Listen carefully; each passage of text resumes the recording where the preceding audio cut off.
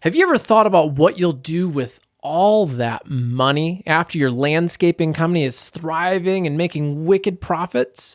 Have you ever thought about starting a nonprofit that would give back to your community? Well, today I'm excited to share an interview with Kelly Slater, the vice president from Pleasant Landscapes down in Mount Pleasant, South Carolina, about how she and her business partner have, well, you're gonna have to find out just how many businesses she's involved with when you listen to the interview, and how they have started a nonprofit that helps people transition from prison life into society by giving them a place to stay, and how they use this as a recruiting tool to get employees for their various businesses. My name is Jack Jostes, and welcome to the Landscaper's Guide to Modern Sales and Marketing.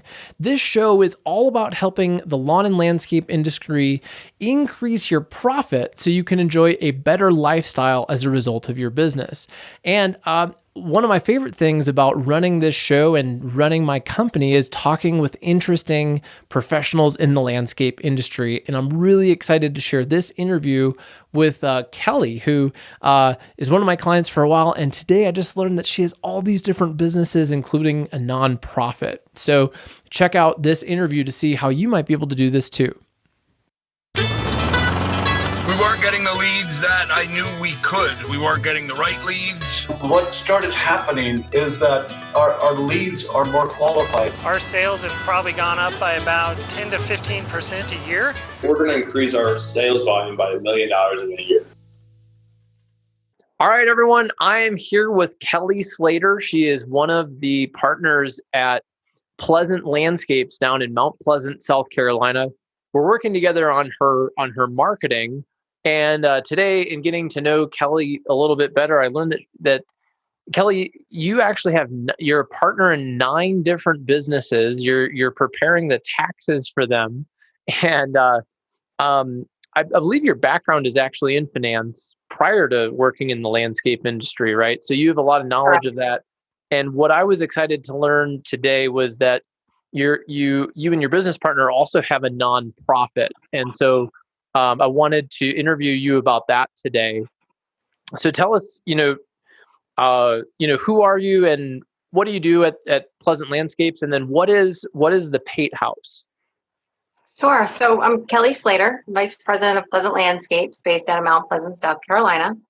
I manage and am a business partner in 9 businesses altogether here that my business partner and I have, one of which is the Pate House, which is a nonprofit organization that helps rehabilitated long-term convicted criminals kind of get acclimated back into society again.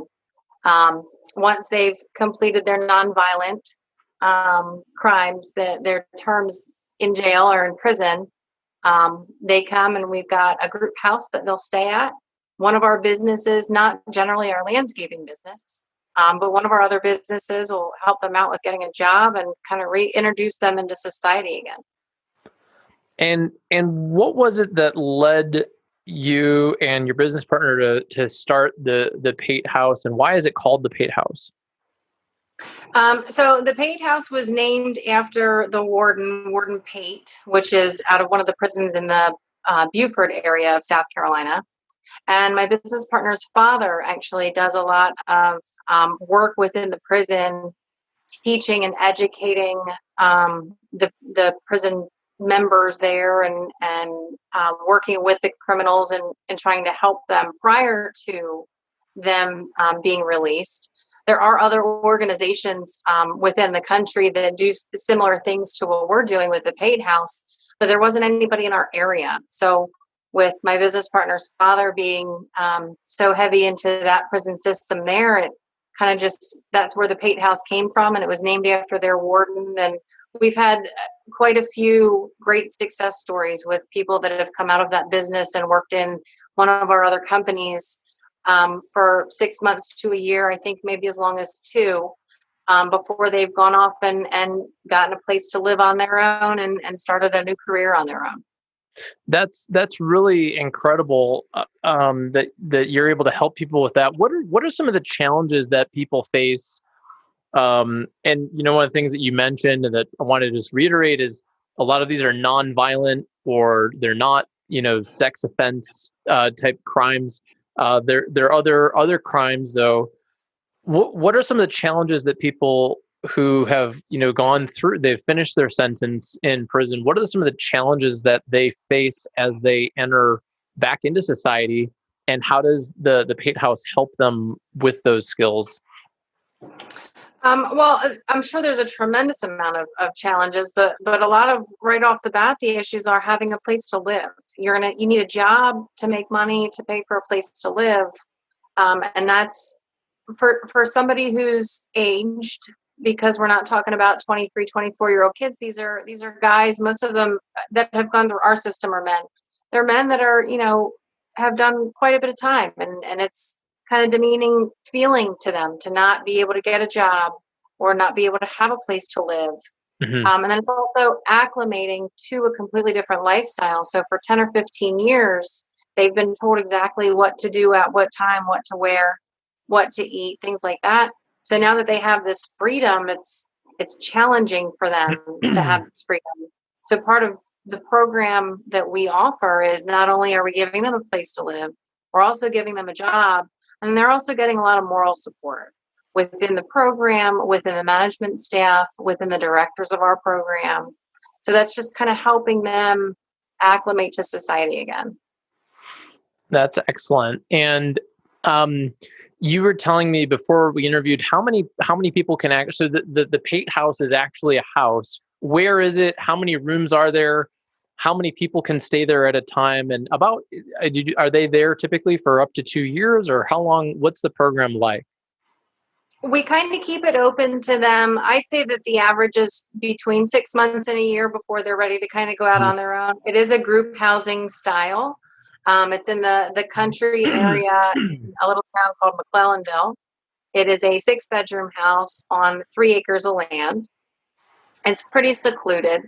But being a group housing type, there's going to be, 2 guys to a bedroom with 1 big living room and kitchen. So they're kind of living in a group housing situation. And I think after 6 months to a year, they're ready to go off and get on their own. That's excellent. And one of the things that I was surprised to learn from you was about fundraising for this.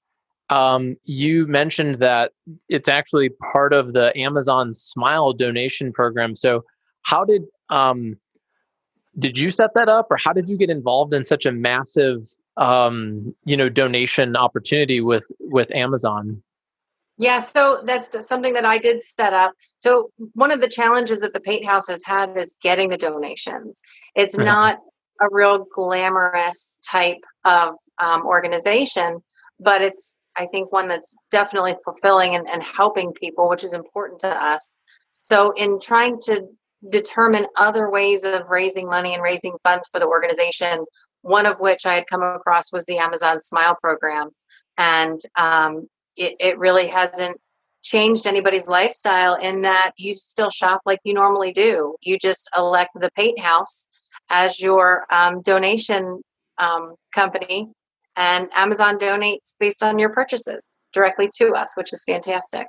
That's amazing. So for those of you watching or listening, next time you're buying whatever you're going to buy on Amazon, and if you use the Smile program, be sure to donate to the Pate House if you want to support this awesome organization.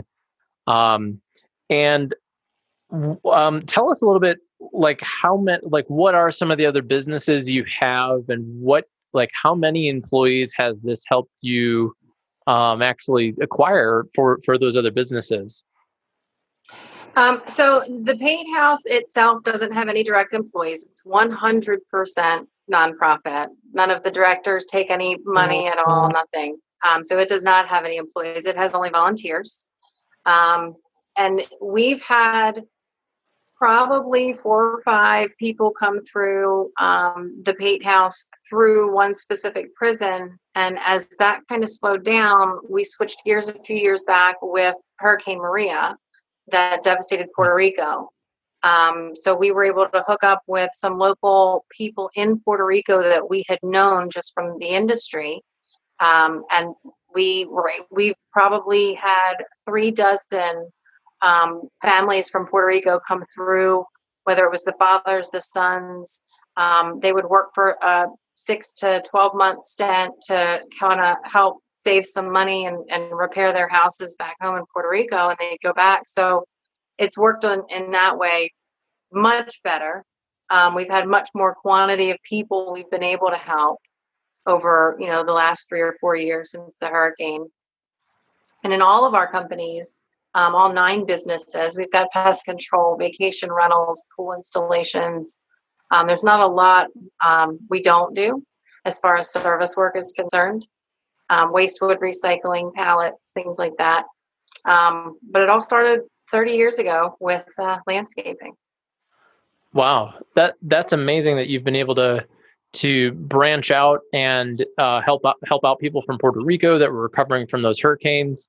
And for people listening who maybe have reached a certain level of success in their business and they want to give back, I know I have other clients who have started nonprofits or things. What advice would you give to them as far as starting a nonprofit? And in this case, it sometimes helps you get employees for your other businesses, which is amazing. Talk to us just a little bit about what's it like to start and then also manage a nonprofit. Sure. So I would say to definitely go with your heart and what's going to be fulfilling in whatever avenue of a nonprofit you would want to go. Make sure it's fulfilling, because it sure isn't going to rake in the money. That's not the purpose of it. It's a nonprofit, right? But it's exactly. The point is to give back and help other people. So, yes. What else? As far as starting a nonprofit? Yeah, as far as starting or leading one. Reach out to somebody who's done it. Get some information. Get some help. I mean, we were lucky in that when we started the Pate House, there were other organizations in the country that have done similar things that we're doing now, just not close to the Mount Pleasant Charleston area. So we were able to reach out to them, getting with the accountants and the lawyers on how to properly start it so that it's properly documented. Depending on what your nonprofit is, making sure that you can get some donations, whether it's the Amazon Smile program, mailers, direct mail, door-to-door, or other businesses too. Other businesses are great for offering donations for nonprofits as well. Great. Well, is there anything else that we should know about you or the Pate House, or any other tips or wisdom to share? Not that I can think of, but if anybody ever had any questions, be more than happy to help out the best I can. And how can people contact you if they are listening and they had questions? The easiest way to get me is via email, because that is always on. And my email is Kelly, Kelly, @pls6.com. P as in Peter, L as in Larry, S as in Sam.com. Number 6. Okay. Great. Well, I'll put that in the show notes for everyone. And thanks for making yourself available for questions. And Kelly, thank you so much for sharing your story today. For the rest of you, I hope you enjoyed today's episode. See more interviews with interesting landscape professionals. And if you know somebody who should be on the show, send them my way, jack@ramblinjackson.com. I'm always looking for interesting people in the industry to interview. And check us out on Spotify, YouTube, Apple Podcasts, and see the full transcript of this interview at ramblinjackson.com/podcast. Thank you.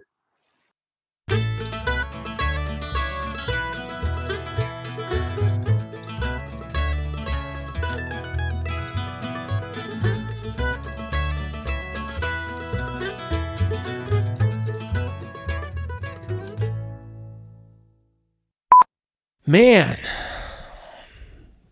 oh man, dynamite.